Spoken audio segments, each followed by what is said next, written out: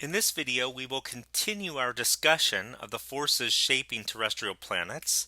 In our previous video, we talked about tectonics and how that allows us to determine the interior planets. And in this video, we're going to focus on tectonics and how it shapes the exterior of the planets, how it shapes the surfaces of the planets. So just a quick reminder, we're doing this as part of the four major processes that are shaping terrestrial planet surfaces. We talked about cratering in a series of mini lectures. We found that that is occurring on all of the terrestrial bodies. Tectonics is what we will focus on here, and again we'll see that tectonics has happened on all of the terrestrial bodies, but it's been very different on each of them. So let's start with the Earth. As we said in our previous mini lecture, the Earth has been well studied because we live on it and we have covered it in seismographs. We've been able to detect tectonic events, forces coming from within the planet to shape the surface, and the primary tectonic event that happens on the Earth are earthquakes.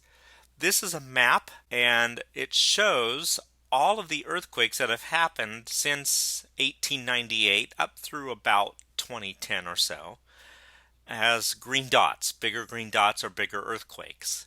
What I hope you notice is that the earthquakes are not distributed randomly across the Earth. If you look, you see that Central North America and Canada have many fewer earthquakes than the rim of the Pacific Ocean.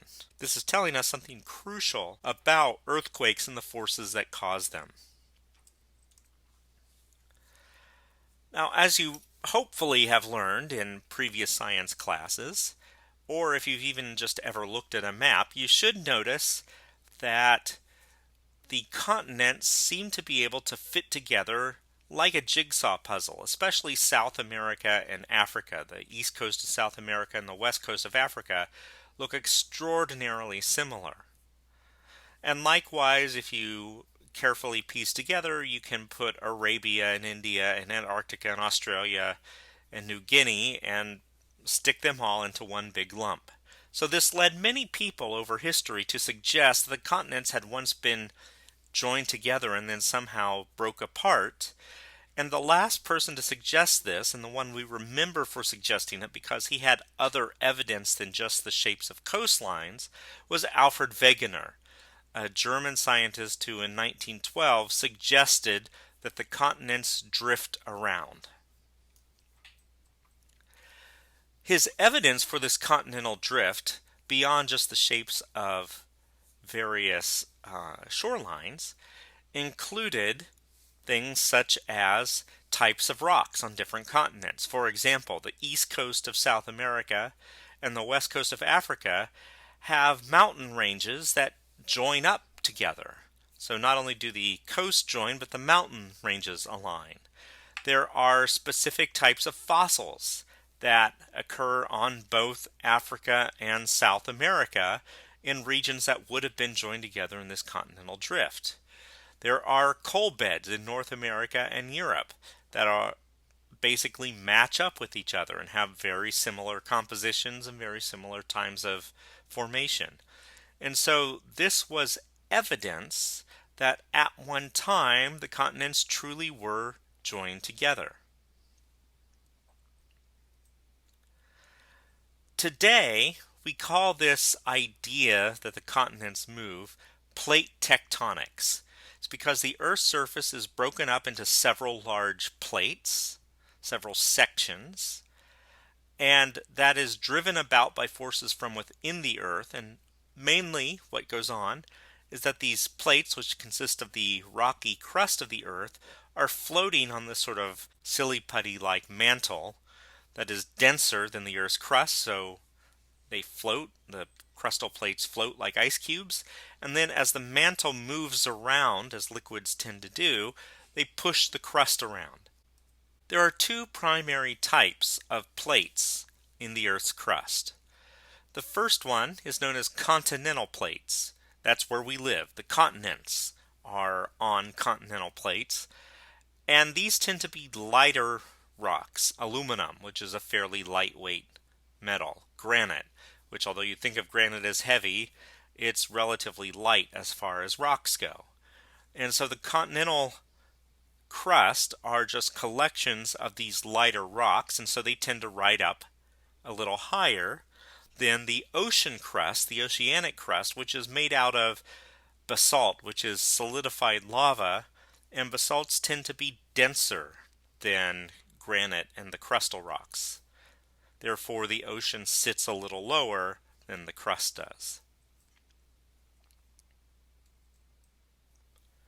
When two plates come together, many things can happen, and exactly what happens can depend on both the types of plates that are colliding, such as are we talking about two continental plates, two ocean plates, one continent and one ocean, and also what direction they're moving compared to each other. Are they running into each other? Are they pulling apart? Or are they sliding by each other? And so let's discuss some of the options that can happen here. If you have two continental plates that collide, they tend to push up mountains. So India is on its own plate that is separate from Asia. So the Eurasian plate and the Indian plate are running into each other. This collision is forcing the rock to bend and rise upward, which has led to the Himalaya mountains. So the collision of the Indian plate with the Asian plate is what has created the very high Himalayan mountains. In California, the North American continental plate and the Pacific oceanic plate are for the most part sliding past one another. And so this creates what's called a slip fault, because the two things are slipping past each other. What that means in California is that over time the plates move relative to each other. And here are some examples of that. In the upper left, you see a picture of an old fence. The fence has a bend in the middle of it because that bend is where the two plates are colliding. And so over time, the Pacific plate moves north, the North American plate moves south, and so parts of the fence move north and south. In the upper right and the lower left, you can see lines on roads, both cracks in the roadway and painted lines that have shifted, again, because they're right on the San Andreas Fault, where one plate is moving one direction by a few inches a year, and the other plate's moving the other way. And although you can no longer do this, in the past people built houses right on top of the San Andreas Fault, not knowing that the fault was there, and that has caused the houses to shift over time, such as you see on the bottom right, where part of this house that's on the North American plate is moving south, the part of the house that's on the Pacific plate is moving north, and so over time the house gets bent and needs to be repaired. Different plates move at different speeds. The San Andreas Fault in California moves about 1.5 inches per year on average. This 1.5 inches per year builds up over time. I went to school at UC Santa Cruz. In the map on the left, you can see Santa Cruz in the lower center. Not too far away, near the town of Soledad, there is a collection of rocks called the Pinnacles. And it's just sort of this big pile of rocks out in the middle of nowhere in an otherwise flat area. 200 miles to the north-northwest of the Pinnacles is another collection of rocks and also some geysers. So that region is called the geysers. So these are now 200 miles apart, these two places. And yet when you study the rocks, you find out they're both exactly the same rock. This used to be an ancient volcano. The volcano has mostly eroded away. The volcano formed right on the San Andreas Fault. And so the half of the volcano that was on the Pacific plate has moved north up to the geysers. The half that was on the North American plate has moved south to where Soledad is now. So over time, it's not that California is going to fall into the ocean, it's that the ocean part of the coast of California is moving to the north. Plates can also move away from each other, and when they do that, they create a rift. Basically, two plates move apart, there's nothing in between them, And so lava can come up from underneath, cool off, and you create a valley that tends to have lots of volcanoes. One of the most famous rift valleys is in Africa. It's called the Great Rift Valley. If you look at the map on the right, you can trace the Great Rift Valley from Eritrea and Ethiopia down through Kenya, Uganda, Rwanda, Burundi, Tanzania, Mozambique. All those lakes are right along the rift. So this part of Africa, the Horn of Africa, is pulling away from the rest of the continent of Africa, and it forms valleys that tend to fill with water, and there are several volcanoes in here as well. What causes plate tectonics? Remember that the crust of the Earth is extraordinarily thin compared to the rest of the Earth. Earth's mantle is a few thousand kilometers thick, whereas Earth's crust is a few kilometers thick. So Earth's mantle is 1,000 times thicker than the crust of the Earth. Earth's mantle is this plasticky rock, this rock that can slowly flow over long periods of time. Just like other types of liquid, or the air around us, hot rock wants to rise, cold rock wants to sink. This is a process called convection. And so the part of the mantle that is near the core of the Earth heats up because it's down low. It gets lighter. It begins to rise over eons until it gets to the top of the mantle where it hits the crust. It then begins to cool because the crust of the Earth is much colder than the outer core. As it cools, more hot material coming from down below keeps coming up, and it pushes the cooling material off to the side. After it goes off to the side for some time, it continues to cool and finally gets heavy enough that it begins to sink. While the material in the mantle is moving sideways, it just pulls the crust along for the ride. Where the material sinks back into the Earth, that tends to pull a plate down with it, and you get a process called subduction. So the crust of the Earth can actually be pulled down into Earth's mantle where it melts and is recycled. So hot rock rises, cold rock sinks, the mantle is thousands of kilometers thick, and it takes the very thin skin, the very thin crust of the Earth, along for the ride. There's evidence for tectonics on other planets.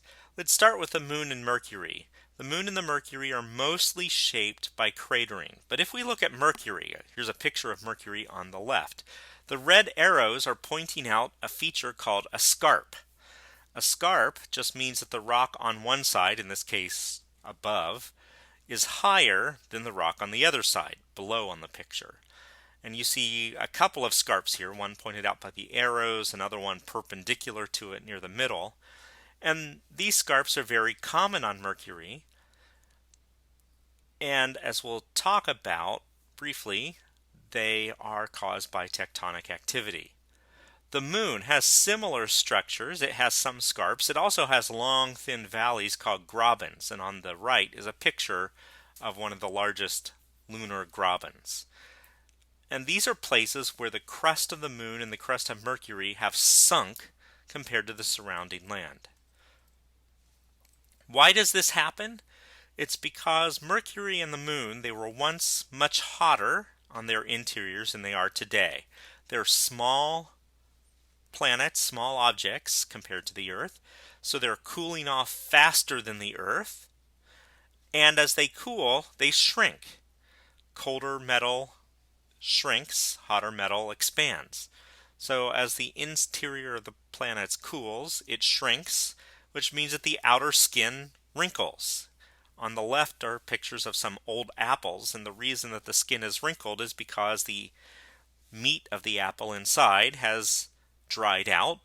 When it dries out, it shrinks, and the skin of the apple has to shrink along with it, which causes it to wrinkle in places. So the wrinkles on the surface of an apple are very similar to the scarps and grabens on the Moon. It's caused by the interior of those two objects shrinking, which causes the exterior to have to wrinkle. On Venus, we don't see evidence of plate tectonics. On the Earth, we know that there are plates because, in part, because all the earthquakes are localized in places, in very specific places, and most of the features we see caused by tectonics are along the boundaries of these plates. On Venus, the tectonic features are mostly cracking of the crust. Here are two pictures of the surface of Venus. Now you may wonder, how do we get a picture of Venus if it's totally covered in clouds? Well, in the 1980s and 90s, NASA had a spacecraft called Magellan that went into orbit around Venus, and it had radar, and it took radar pictures of the entire surface of Venus. So these pictures are radar maps, and to give you an idea how to read radar maps, dark areas mean smooth, bright areas mean rough. So where you see light patches, there's lots of broken up material. Where you see dark patches, it's much smoother material. So on both the left and the right, you can see fractures, cracks, where the material is all cracked up and ground up. This matches similar tectonic patterns seen on the Earth. So if Venus and the Earth are so similar in size and probably similar in structure, and Venus has tectonic features like the Earth does, why doesn't Venus have plate tectonics? One of the guesses, and that's really what it is, it's a hypothesis, it's being tested but it's not proven yet, is that liquid water helps to lubricate plates so that the crust can move around a little easier. That as a bit of the ocean crust gets pulled down, it's got water, that water turns into steam, that steam acts sort of like an oil, like a lubricant, and so the plate can easily flow and move around. Venus doesn't have liquid water, so it doesn't have that lubricant on it. It's an idea. Mars also has tectonics, and on Mars we have what is the largest canyon system known in the solar system. It's called the Valles Marineris, or the Mariner Valley, because it was discovered by the Mariner spacecraft. It's a huge canyon system that's almost as long as the United States is wide. And while on the Earth most canyons are created by water, Mars does not have liquid water currently, and when we look close we see that these canyons are more like cracks in the surface than they are eroded away canyon features. So here is a picture with false colors of this region of Mars, and this is color-coded by altitude. So white and brown are high, red is medium, yellow, green, and blue are low. And you can see the cracks of Valles Marineris. They're in the lower center. And you notice that they're very straight, very rigid, and they are cracks occurring in a very high part on Mars, known as the Tharsis Bulge.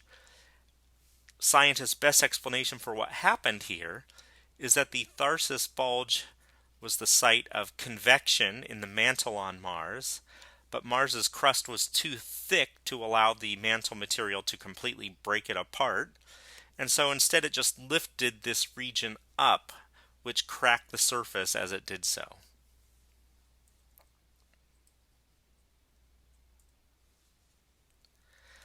So let's summarize tectonic forces on the terrestrial planets. Earth's crust is broken into several pieces that we know as tectonic plates, and these plates are pushed around by convection of the mantle. That hot rock near the center of the Earth slowly rises. Again, remember this is silly putty-like rock. So it very slowly rises till it reaches Earth's crust. It begins to cool. It's pushed aside. As it's pushed aside, it carries the crust along with it. And so what direction a given plate is moving tells you somewhat what direction the material underneath the plate is moving. Most of Earth's tectonic forces, especially earthquakes, occur at plate boundaries. We very rarely see tectonic features going on in the middle of plates. But Earth is the only of the terrestrial planets that seems to have plate tectonics. None of the other terrestrial planets do, but they do show evidence of tectonics. Mars and Venus have lots of cracks and rifts, which are probably caused by mantle material welling up but not able to break the surface into pieces.